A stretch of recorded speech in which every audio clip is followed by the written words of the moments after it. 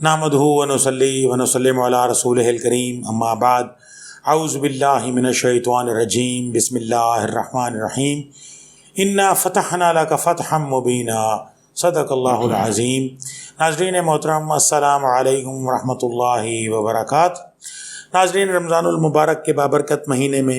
अल्लाह तबारक व तआला ने हमें बेशुमार कामयाबियों से नवाजा और उनमें एक जो बड़ी कामयाबी है, जो फ़तह मुबीन है, वो है फ़तह मक्का। आज इस अहम मौजू पर गुफ्तगू करने के लिए मेरे साथ मौजूद हैं मोहतरम जनाब प्रोफेसर अली असगर सलीमी साहब। आप साबिक असिस्टेंट प्रोफेसर शोबा उलूम इस्लामिया बहाउद्दीन ज़िगरिया यूनिवर्सिटी मुल्तान।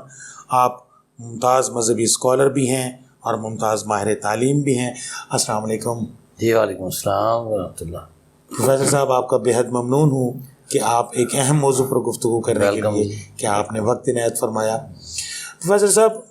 फ़तह मक्का के बारे में हमारे नाज़रीन को कुछ बताएं। जी, फ़तह मक्का 20 रमज़ान मुबारक को हुआ,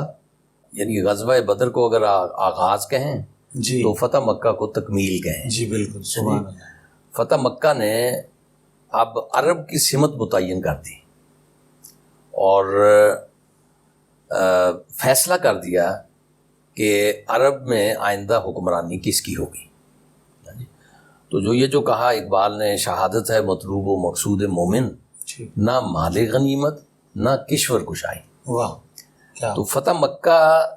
से ये नतीजा अखज़ होता है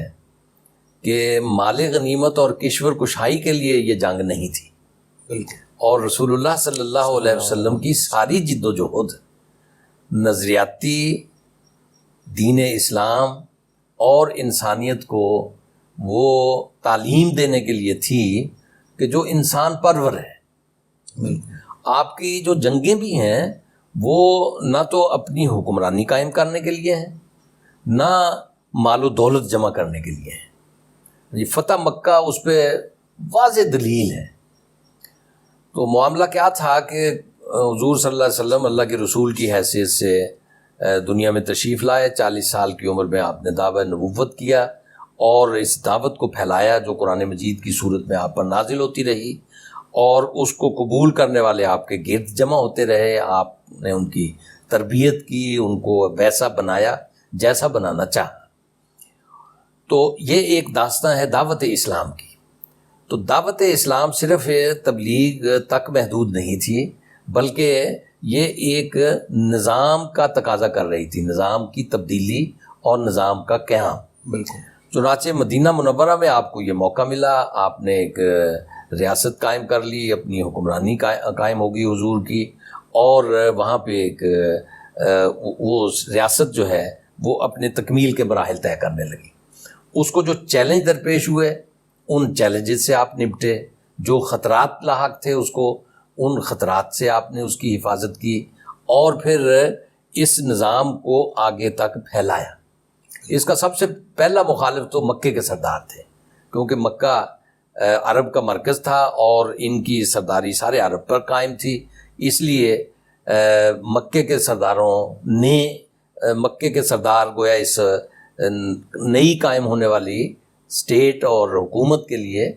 सबसे बड़ा ख़तरा बने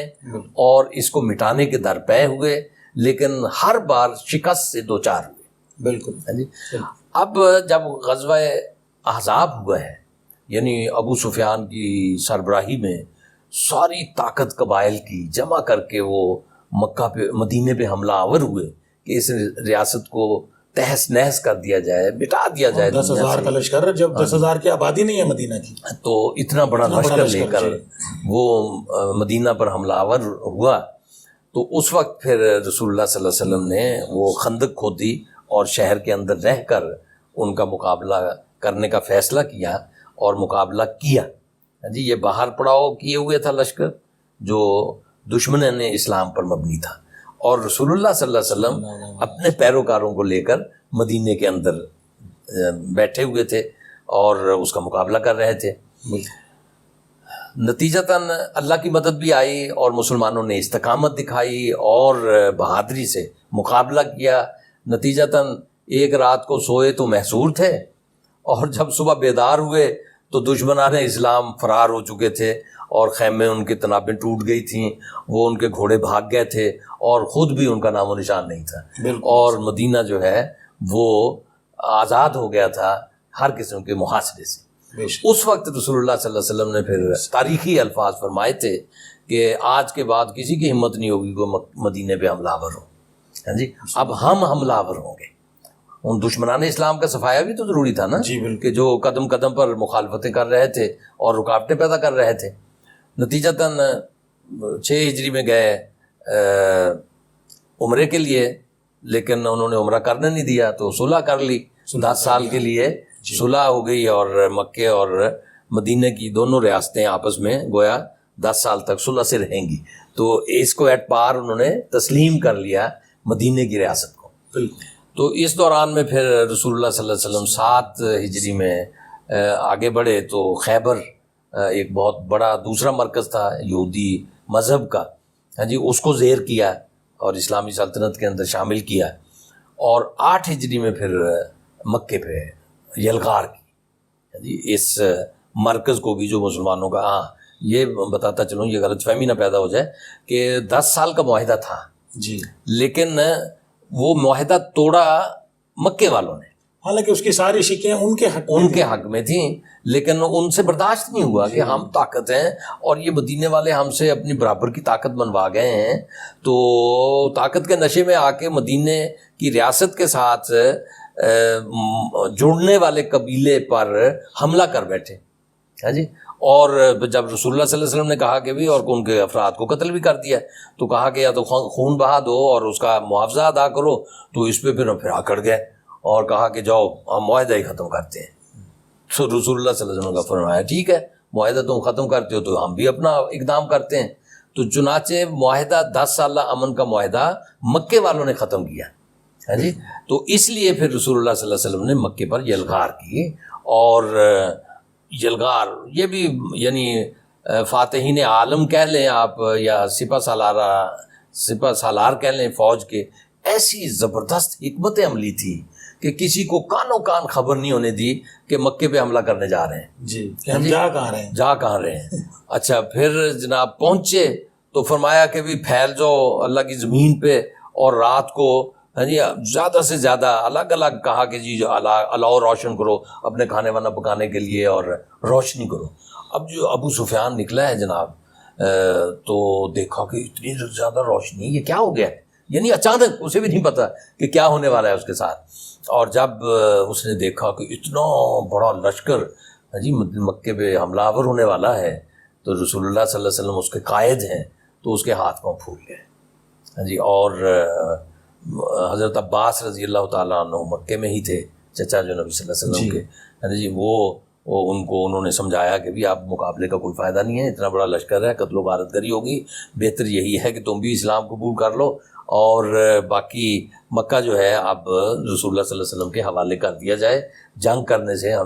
ہم فتح نہیں پا سکتے، پہلے بھی ہم نے ان سے جنگیں کی ہیں، تو کون سی کامیابیاں ہمیں حاصل ہوئی ہیں، تو یہ انہوں نے سمجھایا، چنانچہ وہ آگے ایگری ہو گئے، آمادہ ہو گئے، وہ لے کے آئے رسول اللہ صلی اللہ علیہ وسلم کی خدمت میں، یا رسول اللہ یہ اسلام قبول کرنا چاہتے ہیں جی، ان کے اسلام کو قبول کر لیجئے۔ تو جب سپہ سالار، جنگ کا سپہ سالار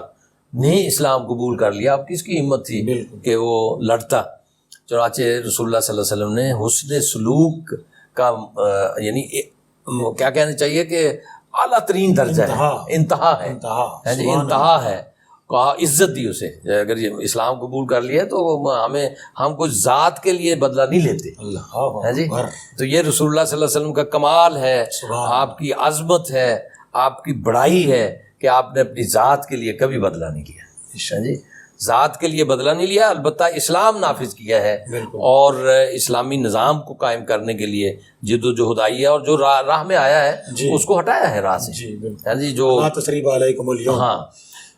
تو اب اعلان کر دیا، اگلا اعلان نشر ہوتا ہے صبح کے وقت کہ بھی جو اپنے گھر کے کواڑ بند کرے وہ اس کو بھی امن ہے، جو ابو سفیان کے گھر میں چلا جائے، دشمن اسلام تھا اور سربراہ تھا، جو ابو سفیان کے گھر میں چلا جائے وہ اس کو بھی امان ہے، اور خانہ کعبہ تو ویسے ہی امن کی جگہ ہے، چنانچہ انہوں نے بھی، ان کی طرف سے بھی ہوا جب لشکر سپہ سالار جو ہے وہ مسلمان ہو گیا، اب اور کس نے کیا امداد مطلب اسلام وہ کرنا ہے، تو جو اب مقابلہ کسی نے نہیں کیا۔ البتہ جو ماضی میں دشمنیاں کی ہوئی تھیں ان سے خوفزدہ ہو کر کچھ لوگ فرار ہو گئے، مکے سے نکل گئے، اور باقی وہاں پہ رہے، اور نبی صلی اللہ علیہ وسلم فاتحانہ انداز میں داخل ہوئے۔ لیکن یہ عجیب فاتح ہے کہ جس کا سر اللہ کی بارگاہ میں جھکا ہوا ہے، اللہ اکبر، جو داخل ہونے سے پہلے ہی عفو عام کا اعلان کر کے داخل ہو رہے ہیں، جو انتقام کے لیے نہیں بلکہ انسانیت کی سربلندی کے لیے، سبحان اور خانہ کعبہ کو واقعتاً بیت اللہ بنانے کے لیے، اور انسانوں کو انسانوں کی غلامی سے چھڑانے کے لیے عاجزانہ انداز میں داخل ہو رہے ہیں۔ سبحان اللہ، سبحان اللہ، یہ حضور صلی اللہ علیہ وسلم کا کمال ہے۔ اور پھر اس سے بھی اگلا کمال،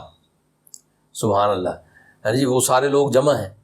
کہ جنہوں نے مخالفت کی تھی، جنہوں نے اوجڑیاں ڈالی تھیں، جنہوں نے تشدد کیا تھا، جنہوں نے آپ کے ساتھیوں کو مارا تھا، جسمانی نکلنے پر تشدد، مجبور کر دیا، گھر سے نکلنے پر مجبور کر دیا تھا، سب سامنے کھڑے تھے، سردار، بڑے بڑے باوقار اور منصبدار۔ تو جب حضور صلی اللہ علیہ وسلم نے فرمایا، اب دل میں پتہ نہیں کیا سوچ رہے ہوں گے، بہرحال کوئی تھوڑا تھوڑا انہیں اندازہ تو ہو گیا ہوگا کہ بھی امن ہے، تو حضور نے فرمایا جانتے ہو میں آپ سے کیا سلوک کرنے والا ہوں؟ تو انہوں نے بھی پھر الفاظ وہی کہے کہ آپ باعزت ہمارے معزز خاندان سے ہیں اور ہم آپ سے اچھے سلوک کی توقع اور تمنا رکھتے ہیں۔ تو حضور صلی اللہ علیہ وسلم نے اس موقع پہ فرمایا کہ میں وہی آپ سے بھی وہی کہتا ہوں جو میرے بھائی حضرت یوسف علیہ السلام نے اپنے بھائیوں سے کہا تھا کہ انتم الطلقاء،